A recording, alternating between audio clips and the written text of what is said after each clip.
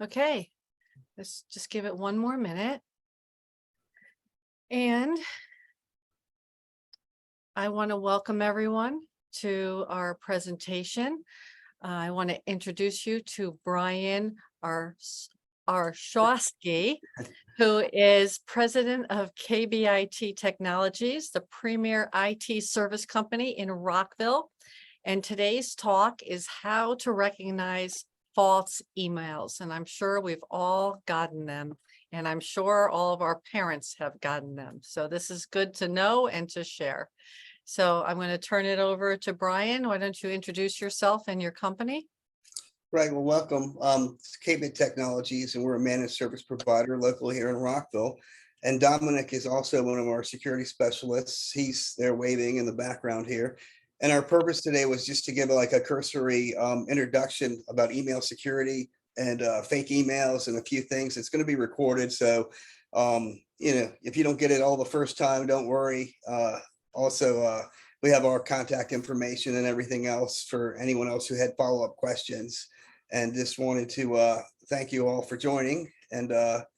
And basically we can do this. I don't think it certainly won't be the full hour. I'm thinking maybe 20 minutes or so, because we don't want to take everyone's time, and we won't give the highlights here. So welcome everyone. And if you have questions at all, we'll certainly be happy to help you.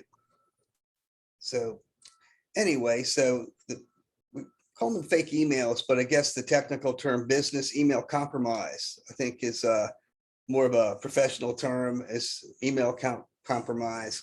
And it's one of the most financial damaging online crimes that you're going to find, as far as exploiting the fact that so many of us use email every day, personal work. You might get a vendor that your company regularly deals with sending an invoice with an updated address. It could be a company CEO says to her assistant, purchase dozens of gift cards to send out as rewards. You might get an immediate request for a wire transfer. A home buyer receives a message about some problem with the down payment. I'm sure you've all seen these different things, and they always seem to be the ones that are most urgent. You better act now type of scenario. So versus these scenarios happen to people, and these messages are all fake, and they will cost hundreds of thousands of dollars, with the crime. So that's basically the net of this, why it's so important. We can go to the next slide. So really, they use email because email is such an easy way to get to people. They're the biggest link when it comes to communication. And it's definitely more time efficient to try and trick someone and easy to get to. And the schemes are automated and they're scalable. They set them out in mass mailings, and their goal is to get your valuable data and personal information. They call it low stakes and high rewards. And if I could just add on to that, Sure. Nowadays, most websites require you to have minimum password lengths, at least 1 digit, 1 special character. Depending on how long your password is, it could take anywhere from a couple months for a hacker to crack it from scratch, anywhere to millions of years if your password's 10 digits or more. So that's why we always recommend people create passwords that are at least 6 to 8 characters long, and including special characters and digits and capital letters. Back to you, Brian. Okay. You're going to find legitimate companies are not going to send you email regarding sensitive information. The IRS is not going to call you and threaten you that you're going to be arrested if you don't make this payment, which I've had a few from somebody from Texas telling me that, I'm in arrears. Pepco's not going to call you to tell you that within an hour we're going to shut your power off. They use mail, regular mail, and so does IRS. And so basically, these type of mails people fall for because they're so volatile when it comes to, oh, my power is going to be, especially in the summertime, or I'm in the middle of an important transaction. So the spoof emails, in many cases, it's like a fake address location, but it might have a name of someone that you realize that if you receive an email from a trusted source, of course, you're more likely to say, oh, it's from the bank or someone I know. You're more likely to act on it. So we call that spoofing. Phishing is, or targeted mails that are harmful links that are embedded in the email. And they say in 2021, there were 40% of the breaches were phishing. And in 2022, actually, it's up to 70%. It's just growing. So you'll get an email from someone who looks like it's the right address for spoofing, and it's not. You'll get an email that has a link in it that they want you to click on, and the link is damaging.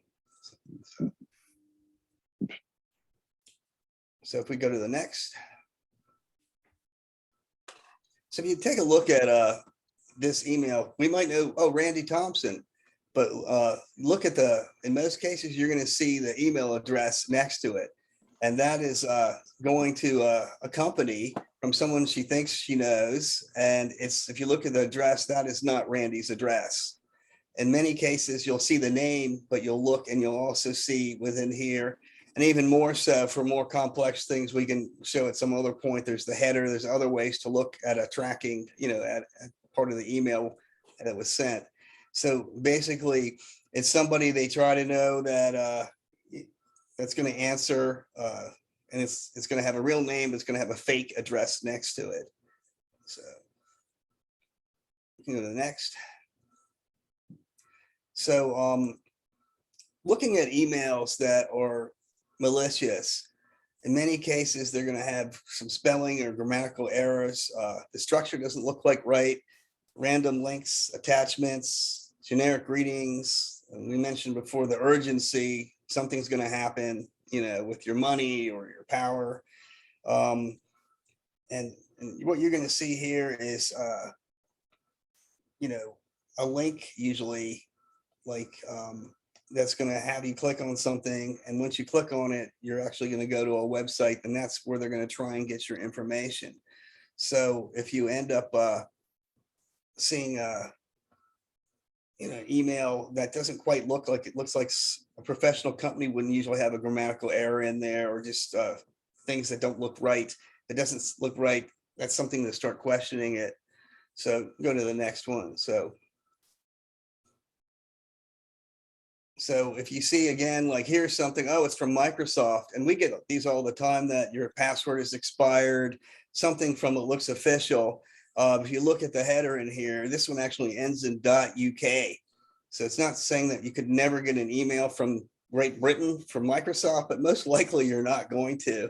And you'll see it has spelling. We're having trouble with your account. It just doesn't sound very professional. You'll see it has definitely sign into your account to fix this. Well, whether it looks professional or not, once you sign into your Microsoft account, they'll have a keylogger on it. They will get your email and password, and they'll have access to your information. And like Dominic alluded to, whether you have a good password or not, in this case, the second step we can talk about is having a multi-step, two-step authentication, where when you are logging on to a website with your ID, if it's supposed to be Microsoft, you'll send a code to your phone, or you'll have a way to authenticate.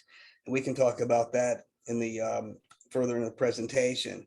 But you can see a lot of it's just going to be that sense of urgency. It's from Microsoft, where there's a problem with my email. Click here, and they click on the link, and that link might even come up with, looks like a Microsoft page, but it really isn't one. So yeah, and if I could add to that, we can't stress enough how prevalent it is for malicious actors to include threats in their emails. They'll always say your account's going to be turned off, or your money's going to be lost. We find that from our experience, 95% of cases of fake text messages or emails, there will always be some kind of urgency to it, because that makes people act more impulsively. And we'll get more into that in the next couple slides. all righty, here's the next. Okay, here's one allegedly from the Better Business Bureau. Here with the Better Business Bureau, would like to notify, you can see the broken English. It's something, there's been a complaint against the company. Well, that sounds urgent. Gosh, my company, I don't want people to be unhappy. I better click on it and see what the problem is without thinking. And once I click on it, it's probably going to ask me some personal information that's going to end up not ending up well if I give it out. You can just see like the hear what the Better Business Bureau would like to. You can tell that's just not sound very professional as far as a company that's going to be sending you out something in broken English and such. And what I also mentioned in the other situations are, instead of acting impulsively, I'm like, oh, wait a minute, it's the Council of Better Business Bureau, and they just sent me something. Well, rather than click on it, if I really think that it happened, why don't I call the number at the bottom? If that is their number, it might be the right number. It may be in Wilson Boulevard. Actually look them up online and see if that is the right number and ask them, did you send me an email? I mean, that can't be a bad thing as far as for verification. So anyway, so that pretty much would take care of that one. We can go to the next. And here's another one from basically a financial institution. We have a problem with the wire transfer, and right away you're thinking, oh, money. Well, I didn't send money from my bank account. I better click here to verify. Well, that's exactly what they want you to do. Your inclination is to like, oh, I'm alarmed. There's I didn't send anything here. I better click. Well, once you click and put the information in, that's the way they try to understand. It might ask you for, which bank account numbers, and people don't think they act sometimes. And that's just something that we find very prevalent. So I'm going to the next. And real quick, in this example here, this isn't the case for every computer and every email service, but in the one that we use in Outlook, if you hover over a link in an email, like the one you see here where it says click here, at the bottom of the window, it'll give you the actual address of the website it's sending you to. And so if you get, say, a fake email from someone pretending to be Amazon, for example, and then you hover over the link in their email and it takes you to a website like this with a bunch of random characters, numbers, and letters, that's clearly not Go Amazon.com. ahead and click on the link again, because this one's even more interesting. Go ahead and open that link again, or open the bottom of the page again. Hover over it. Can you get it to open? Can you hover over it like you just did a second ago?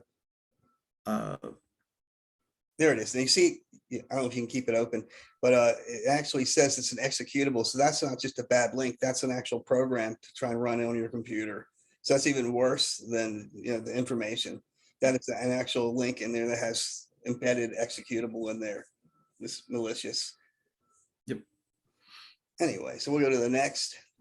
Well, how many of us use QuickBooks? Well, I know I use it. And this one's telling me there might be a problem in my merchant account. Well, that's serious. I'm not getting paid.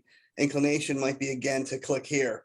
And once you've done that, it's probably going to ask you for your QuickBooks email and passcode.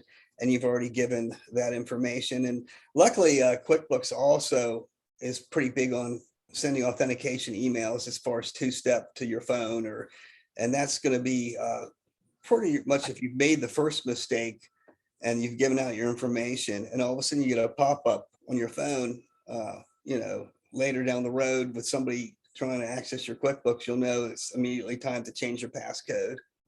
So best practice is probably to exit the email itself. If you think there's an issue with QuickBooks, go ahead and open it from a secure browser and log on to your account and see if something doesn't look right.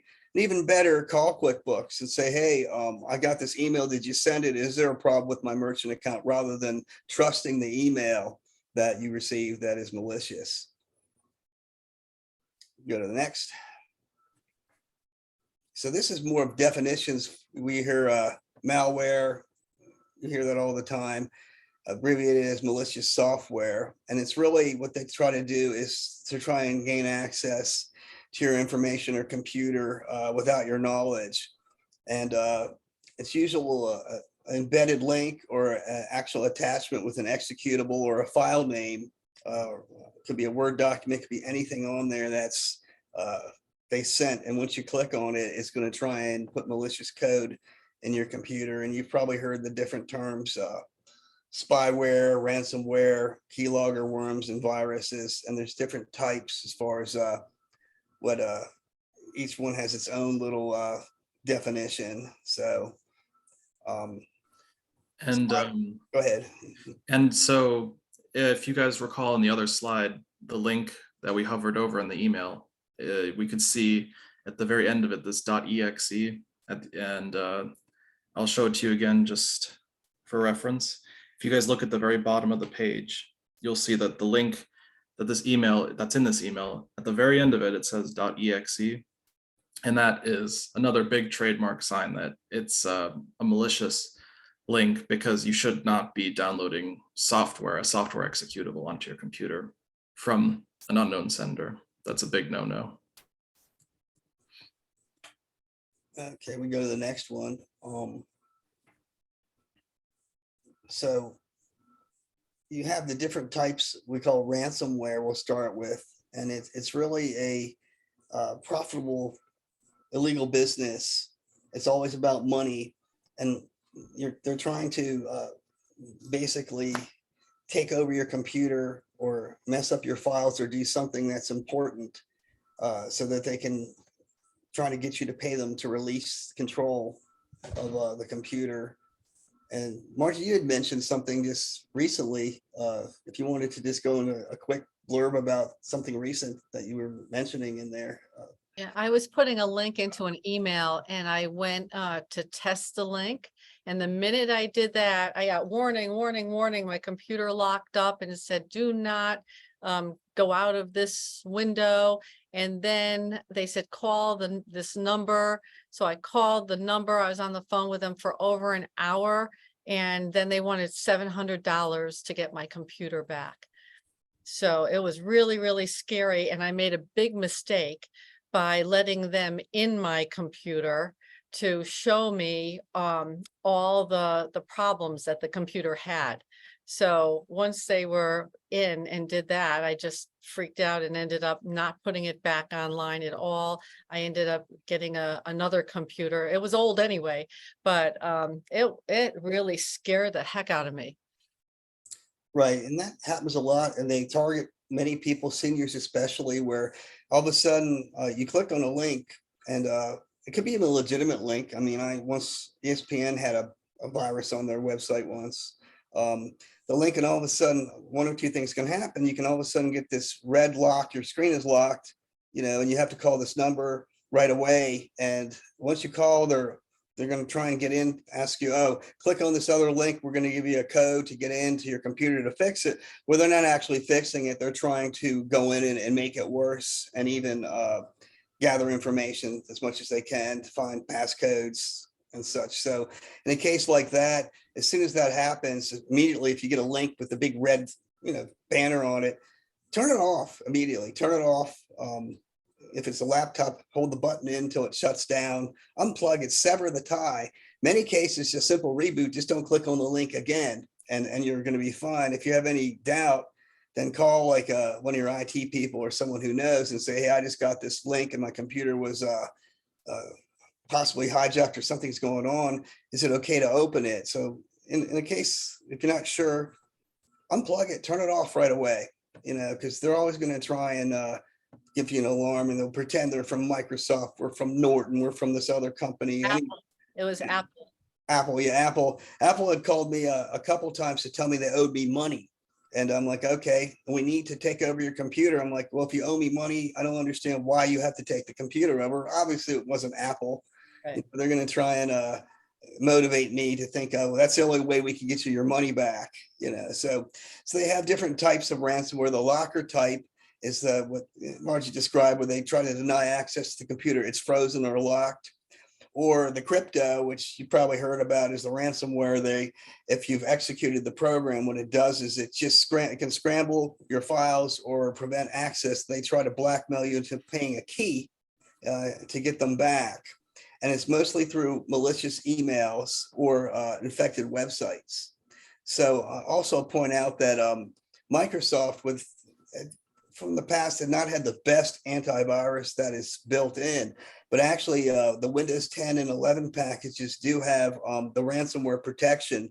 It's included for free, but the key is it's not turned on. You actually have to go in the computer and turn it on. It's a file access type of scanner, and all of a sudden it will stop immediately. If it's, all of a sudden the crypto will try and just convert all your files and change them. This actually blocks and stops it cold.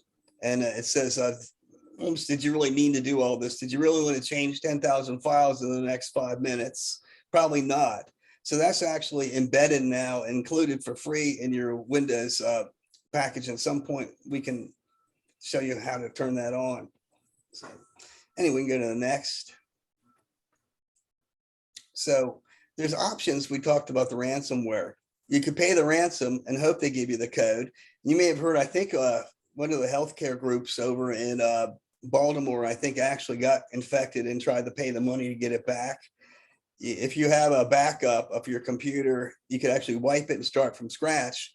You are taking a chance though, that if you're backing up, if the file actually was bad in the backup, you could reinfect your computer. There's also other things you can do. That there's products that are out there.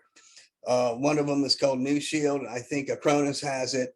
It has like a, you have to have a disk that's large enough, but it actually runs a mirror of your files in the background. And as soon as you're infected, you click on the little green dot on the folder and it will return it to the last known good file within a few minutes. And we can talk about that also in a follow-up with a client who might be interested in how to immediately restore your entire computer if it was infected, if the files are all scrambled up. So that's just something, point for thought there. So Yeah, if I could give another real example of this happening, back in, I believe, 2018 or 2019, it was Baltimore County Public Schools that were hacked and had all of their computers, their school computers, infected with this ransomware.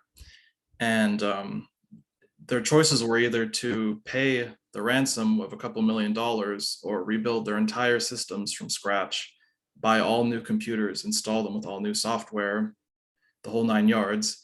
And they did end up paying the ransom because starting over from scratch would have cost them about 5 to 10 times as much as what the attackers were demanding. So we don't recommend paying the ransom or starting from scratch. We have a row of products that Brian mentioned that we recommend so you can avoid this disaster entirely.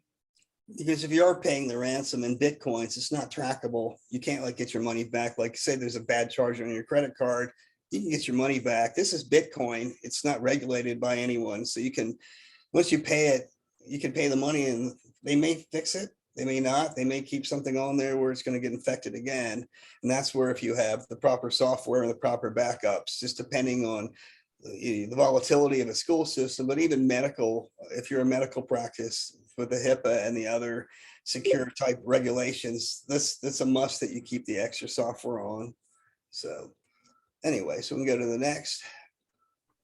So if you have an email that's a suspect, you know, all of a sudden you get something like that. Basically err on the side of caution if you're not sure about the email. Exit the email, call the company if possible, check with your IT provider to see, did you actually send me this email? Is, you know, or your Amazon account has a problem. Well, you know, if you click on the link, that's what you're not supposed to do. Go ahead and go into Chrome, go into one of your private browsers, open your Amazon account and see if it actually is compromised. Or even better yet, call them and say, did you send me this email? So basically, you know, we're just saying common sense. The impulse is to, oh no, you know, if there's something wrong with my bank, there's something wrong with my account, I better click. Don't click, just wait, take a deep breath and say, okay, common sense, what if this is fake?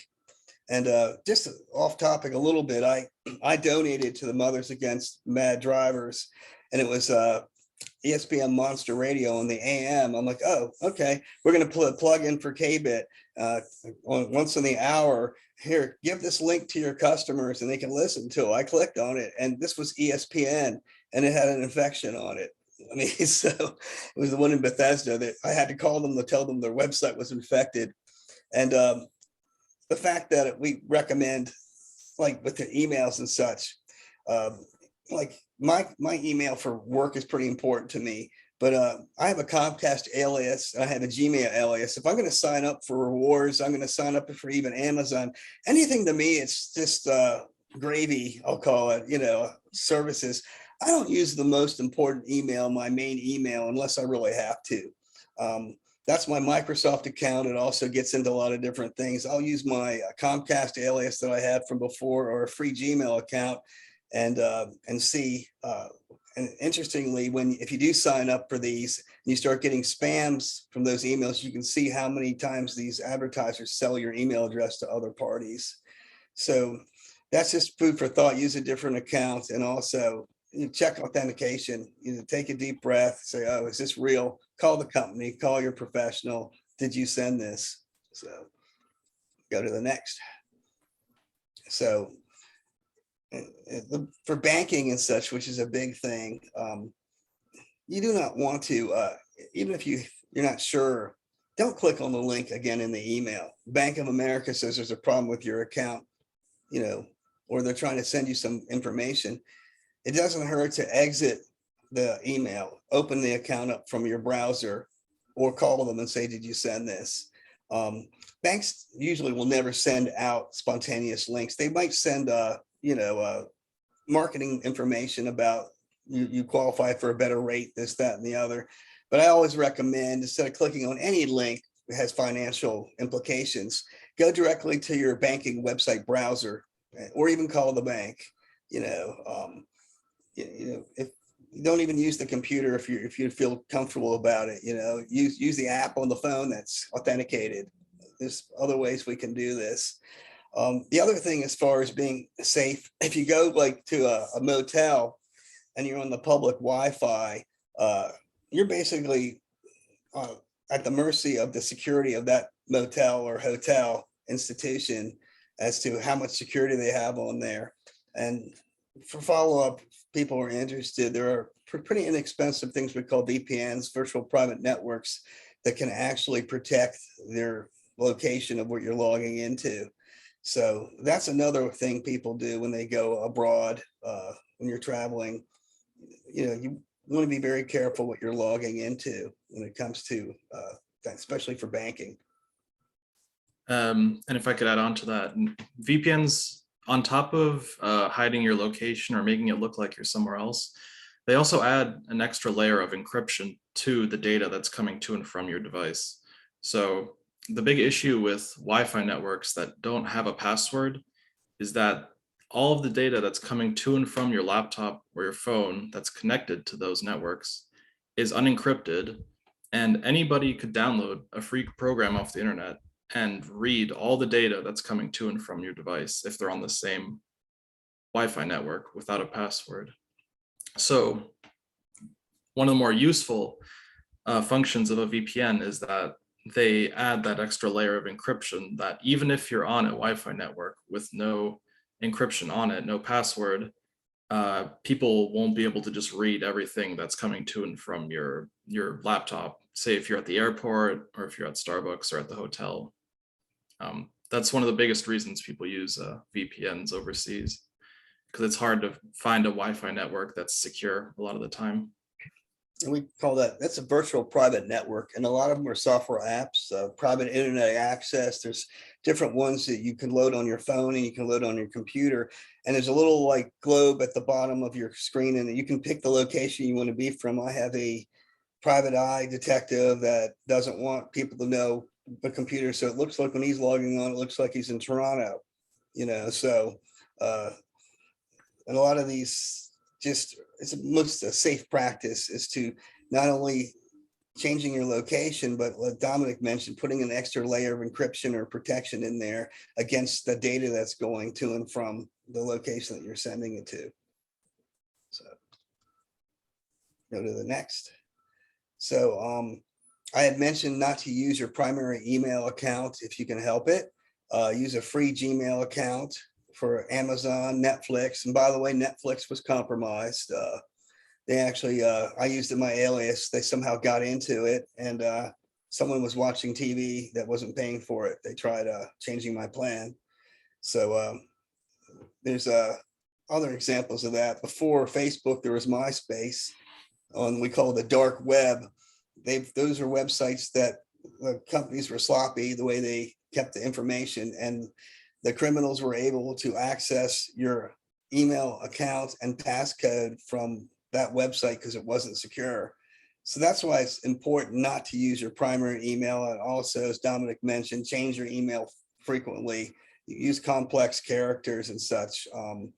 You know, you also, one thing people don't realize, it's a convenience when you store your password in Google. And I work in one of my accounting firms, and I obviously have the login passcode, which most people would not have. But if I have the logon passcode, I can go into Google Chrome and I can look at all your passcodes that you've stored. I just don't think it's a good practice to keep your passcodes in Google directly, at least anything important. There's other services that are out there. One of them is LastPass or NordPass, and they're recommended. They're actually inexpensive, and they end up having Yeah, I'll be a, done very soon. I'm sorry. I was going to say, basically, they end up helping you with passcodes. They don't store them in the web. It's like one master passcode you have, and it ends up like giving you a suggestion for a passcode. And also, you don't have to have them written down somewhere on a sticky or in a notebook. And those are things too that we can talk about if someone was interested in a follow-up conversation. And I had mentioned also earlier that in Windows 10 and 11, the ransomware protection is in the Windows security screen. It is a little toggle switch. You have to turn it on. And what it does is it protects your computer against files being changed without your permission.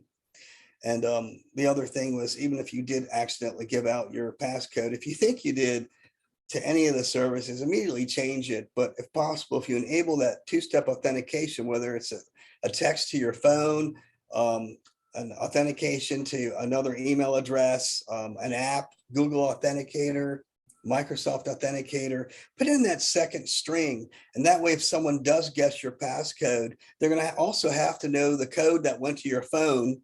They're going to have that second step.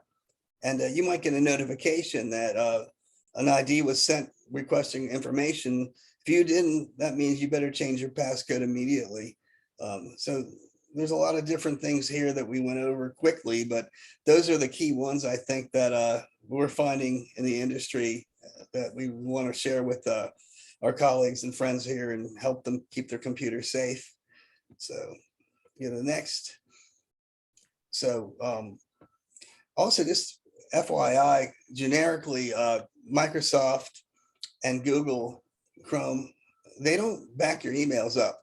I mean, if you accidentally delete your entire mailbox on purpose by accident maliciously, there might be a way to get deleted mail back, but generically your emails are not backed up by design. If you have Microsoft account or Gmail, unless you're paying something extra, they're not backed up. And there's some other services that are compliant for law firms and also medical firms that actually are compliant legally, and they will back up your service, your mail every day, and it's as cheap as $2 a month per user. So there's other products too that across the board that if people are interested, one of them we use is IronScale, and it's a security company that actually you do put it into your email account, and it has a list of thousands of bad websites and such, and it immediately flags the mail as possibly malicious. And the nice thing is, if you have a company, say there's 10 people, using, say there's 10 people at KBIT, and I have a bad mail that came, if I click on the link that IronScale says this is bad, it removes it across the entire organization. So that is one way. Also, if you're a Microsoft user and you have an Office 365 account, Windows has different Defender level products depending on the level of service you have. Some are included and some are add-ons for a couple dollars a month. A Windows Defender product is something as an add-on to your email, and it can protect your email. It also go further up with the advanced applications. They can actually protect your device. So say that you have an employee and their laptop, they turned around, they're in Starbucks and they turned around, the laptop's gone. You can actually, from the control panel, wipe that device or make it not usable to them. So that's just something more that if people are interested in, we can give examples and some pricing. And a lot of times just giving your passcode out to friends and coworkers that's just not a best practice, especially if somebody accidentally gives something out, if it's anything important to like a financial institution, personal information. We've mentioned before earlier, we'll emphasize again, that if you can change your passcodes at set time intervals and make them complex with a symbol, capital letter, mix of symbols.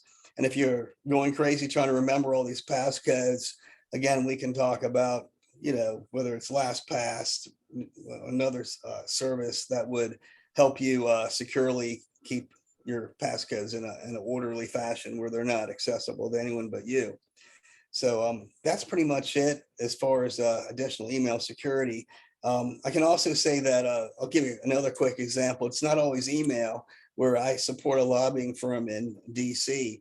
And the guy said, we're paying you all this money. If somebody had sent out a fake email about a wire transfer, how come you're not keeping us safe? I said, well, if you look on your website, you list your chief financial officer and her email address. I can just call you on the outside and say, hey, I owe you some money. Who do I send this email to? I mean, so there's other ways too that people can get in. It doesn't necessarily have to be email. It could be an inside job from a bank, so in this day and age with all the crime and attacks, you have to try and stay one step ahead, of the criminals. And also keep in mind, if you do get hacked, what would the next step be? Is how quickly could you get your information back? Call Brian. Yeah. You get hacked, call Brian. Well, I mean, as far as a lot of people will get that. I mean, the blackmail emails that they say that you were an adult website and, if you don't pay the money, we're going to send out incriminating information. Well, one of the clients that actually did have his email and passcode. And I asked him when the last time he changed his passcode. He says, I don't remember. Well, it could have been when he had MySpace, any of these websites, ESPN, anything you've logged into, Amazon. It's a matter of not if they're going to get hacked, it might be when they're going to get hacked. I mean, I assume anything online is volatile. And if God forbid you had a fire, you had something else happen, whether it's a malicious attack, an act of God, or a horrible thunderstorm like a derecho or something similar, is your information somewhere where you can get to it and get back up and running? That's also something that's, I think, important. And especially this weekend with the horrible trees that were crashing in people's homes and power outages, those are things to think about. Is there a place securely that you could actually have your information to go somewhere else and log on and access it? So we can go to the next. And so anyway, so we've been a managed service provider since 2004 in many different industries. And we like the relationship with our friends and colleagues and such. You could be a single user working from home, or you could have 20 people in your company. We're very interested in helping you as little as much as you might need us. As far as any way we can help you. Also, I see my typo in there. So it's a malicious slide. I spelled it in my haste. I spelled one of the words wrong. You can say it's a fake slide. So if you had any questions like that, because we went over a lot of information in a short time, we're happy to schedule an appointment to discuss your current situation, whether it's your private home, working from home, or whether you have a company, how you're set up. Be happy to give a few suggestions and see if we do have a fit. We certainly won't charge you just for an informational phone call. And if there is a fit that we can help you out, we'd be more than happy to. Okay, thank you so much. I'd like to open it up to anyone on this call. If you have any questions, you can unmute yourself. I have one question before we go, and that is, you mentioned about a backup. How do you know if your backup is a good backup or not? Because all of a sudden I just thought about, well, what happens if I put that backup into my new computer? Am I going to infect this one? Possibly. I mean, basically, it really depends on how much you want to spend and how important the files are. If you're a medical office and you could be paying for credit protection for your entire client base, obviously you want to have more security. If you're a home user, there's different levels of backing up. You can back up files and it can back them up every day. You can back up the entire image of the computer. It's just really a matter of what you're trying to accomplish. The more high-end people, we actually will back up the entire computer and we'll go back 6 months. So say there was an infection and we weren't quite sure where the infected file was. And I'll mention that whether it's ransomware, or the latest threats, oh, I have Norton, I have, McAfee, I have malware bytes. Well, guess what?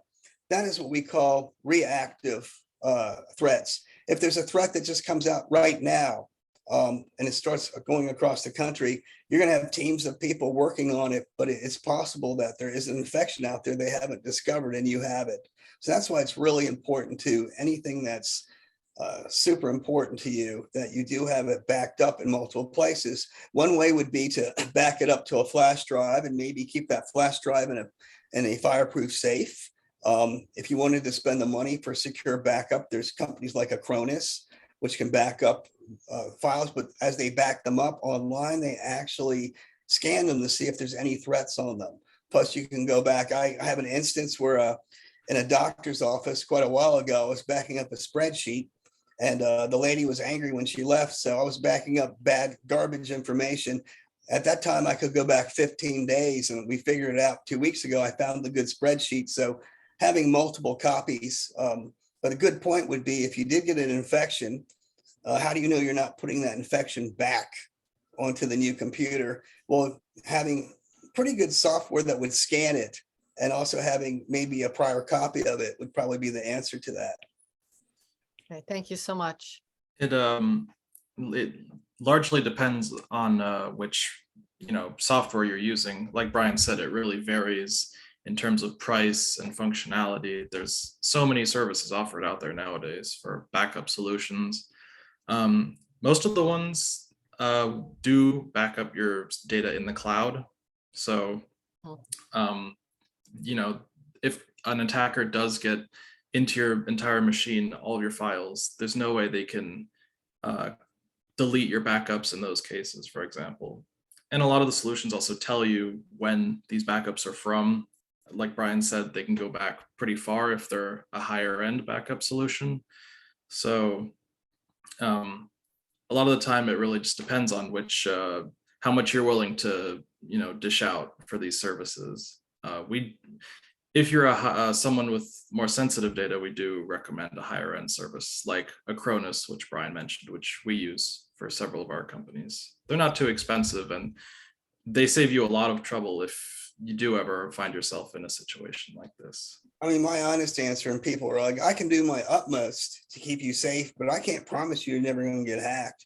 What I can do is also put a lot of emphasis on recovery to say, okay, let's assume we are going to get hacked. What will happen? How quickly can I get you back up and running is the better answer. I can put a lot of money into the front end, but I can also tell you that with day and age, I don't think there's anything that's 100%. You have to assume that anything online is possibly could be compromised. And how do we get it back to the state where you can keep working? I think that's something to think about. So. Yeah, that's the most important thing for me, for sure. Thank you. This was very, very informative. And especially since I personally just went through it. I know how it feels. So I want to thank you, Brian and Dominic. This was a great presentation. I'm going to stop the recording and it will be on our blog with a copy of the slides for other people who couldn't make it today. We do appreciate everyone's time.